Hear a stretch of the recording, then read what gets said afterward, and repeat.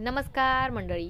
Star प्रवाहावरील लग्नानंतर होईलच प्रेम या मालिकेच्या पुढील येणाऱ्या भागामध्ये आपल्याला असं बघायला मिळणार आहे की वसुंधराला हरवण्यासाठी आणि नंदिनीला जिंकवण्यासाठी पार्थ, जीवा, नंदिनी आणि काव्या हे चौघेही एकत्र आलेले असतात.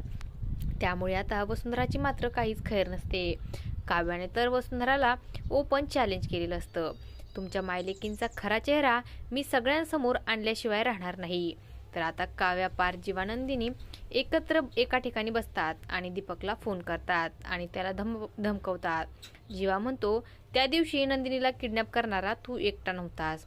तुझ्यासोबत अजूनही तुझा एक तो ड्रायव्हर मित्र होता आणि मी तेव्हा त्याला बघितलं होतं. त्याला फक्त तू माझ्या समोर एकदा आण तर तुझा खेळ संपलाच म्हणून समज.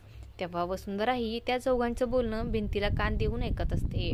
आता तिला तर खूपच भीती वाटायला लागते. तर तिकडे आपण पाहतो मिथुन हा त्याच्या परीने प्रयत्न करत असतो. पिहूशी गोड बोलून त्या दिवशी नेमकं काय झालं होतं याची तो माहिती घेत असतो.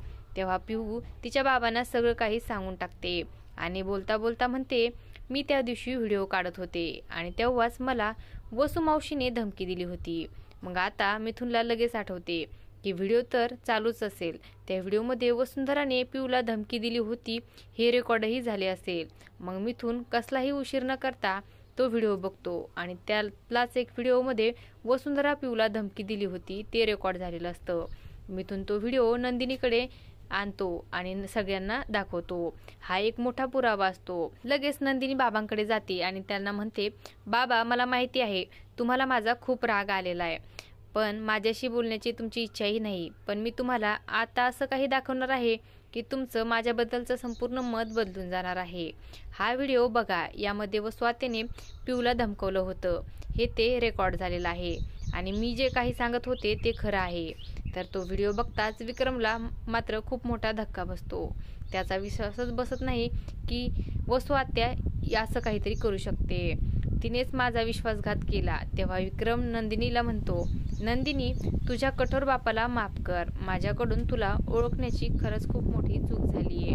पण आता इथून पुढे मी तुझ्या पाठीशी खंबीरपणे उभा राहणार आहे. हा तुझा बाप तुझ्यासोबत कायम आहे. असं या पुढील भागात आपल्याला बघायला मिळणार आहे.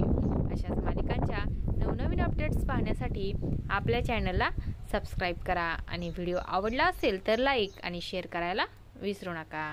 धन्यवाद.